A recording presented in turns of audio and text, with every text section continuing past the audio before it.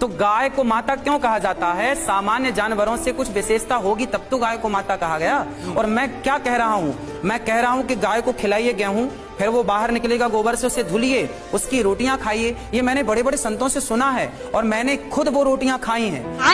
सुन तो लीजिए, आज ये प्रमाणित हो चुका है कि स्त्री और पुरुष के मिलने से बच्चे पैदा होते हैं, गाय का गोबर खाने से बच्चे पैदा नहीं होते हैं।